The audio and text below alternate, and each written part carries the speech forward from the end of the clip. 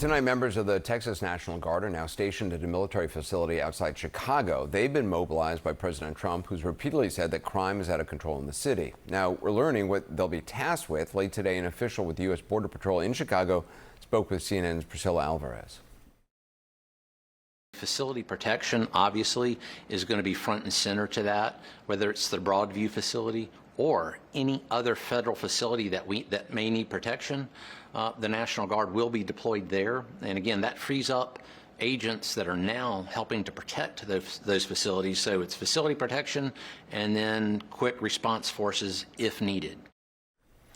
Illinois and Chicago are suing to stop the deployment of federalized National Guard troops. A federal judge is going to hear the case Thursday. Meantime, a judge in Oregon has temporarily halted the deployment, of the National Guard in Portland. But the president said again today that he'll consider invoking the Insurrection Act if the courts block him.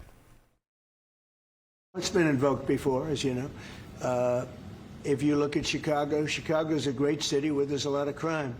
And if the governor can't do the job, we'll do the job. It's all very simple. The president's getting support from some Senate Republicans who say he needs to keep all options on the table. Limited clashes between protesters and law enforcement in both cities this past weekend are adding fuel to the president's arguments that troops are needed. We'll check in with Shimon Prokupecz in Portland in a moment, but I want to begin with CNN's Omar Jimenez in Chicago. So we heard the specifics from Border Patrol Commander about what the Guard is expected to do in Chicago, basically protecting buildings. Is that what local officials are expecting, primarily facility protection? Well, I'm sure based on what we've heard from local officials to this point, that seems to be one of the clearest indications of what they can expect at this point, that if these National Guard troops are deployed to federal buildings, then it frees up agents to do other things. But what we've seen over the course of today is essentially the beginning of this chapter that we had heard had been coming for quite some time. We've been tracking the movements here at this Army Reserve Training Center outside Chicago. And really over the course of the day, I mean, first of all, they put up this fence in the hours after the Texas National Guard deployed here. And you can actually see maybe with these lights, there's a few military uniformed personnel coming in and out of these barracks, at least as what they appear to be. Earlier, there was a lot more movement as well as we sort of started seeing them to arrive here in this area. The question, though, is now that the Texas National Guard is here, what will the scope of their deployment actually look like? Will it just be to protect federal property and personnel, as we sort of have heard to this point, or will it be more community-facing, which has been one of the concerns from folks in the community who have had multiple run-ins with federal immigration enforcement to this point? So that's one of the lingering questions. Now that we know they're here, what's next, Anderson? All right, Omar Jimenez, thanks very much. Joining me now, former Chicago Mayor Rahm Emanuel. I mean, does this make any sense to you? This is now deployment of the National Guard, not for crime in Chicago, it's for facility protection to free up resources of, I guess, ICE. Hey, look, public safety is a serious issue, and I don't think it's being dealt very seriously by the president or his effort. They've, as far as I can tell, never reached out to Superintendent Snelling, very good superintendent, and asked him, okay, what do you need? Superintendent of Chicago, or in any city for that matter, or Los Angeles, or Portland, or any city. What do you need? I mean, the basic strategy of reducing crime is putting more police on the street and getting kids, gangs, and guns off the street. There's a ton of things the federal government could partner with a local who know the area. And National Guard from Texas, they don't know Grand Crossing, they don't know Englewood, they don't know Woodlawn, they don't know any of these communities. I think defunding the police was a stupid idea. I think sending in the National Guard is a ridiculous idea. It's about community policing, knowing the neighborhoods, knowing the residents of that neighborhood, and working with them.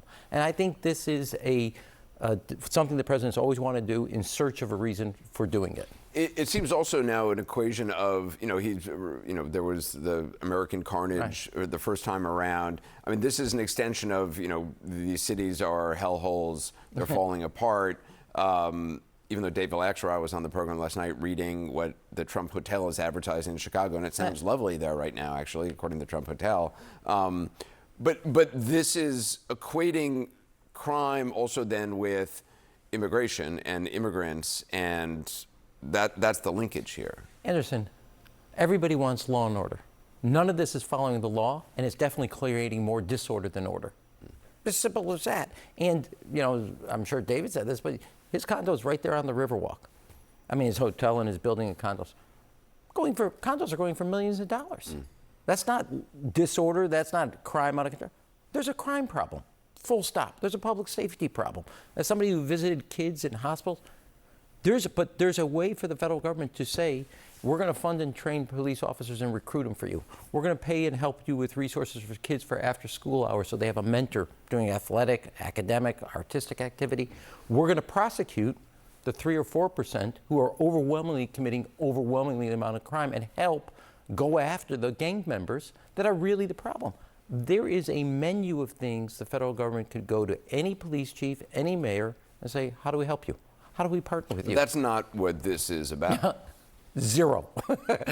This isn't even close. It's not a second cousin. It's not, no. This is something the president's always wanted to do because he wants to own these cities and make them something. And let me, that is part of his image that he could call out the National Guard. The other thing is the Chicago Police Department is 12,000 officers. 200 officers, not even one of the 22 districts.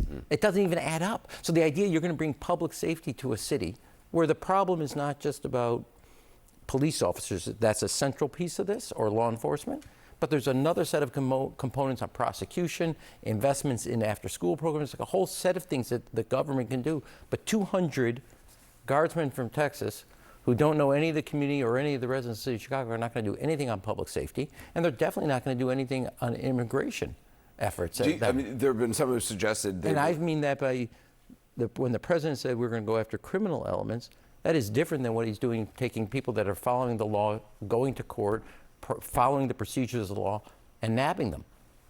That's why I said this is not either fighting crime or enforcing the immigration laws according to... There have been some who've said that they think this is a sort of an idea of like normalizing the presence of U.S. military forces or National Guard forces in major cities in America. I don't know.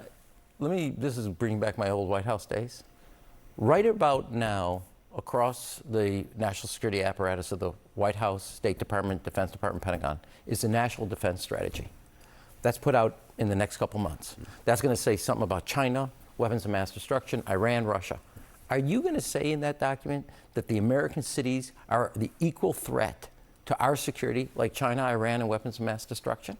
And if you're not, then what is this? And if you are, then you're going to follow through with the President of the United States that the cities we're going to use them as training grounds. As the former ambassador to Japan, we used to organize Australia, Japan, Korea, India in major military exercise with the president. You don't, with the United States rather. You don't do it in American cities. Rahm Emanuel, thanks very much. Thank you. Appreciate it.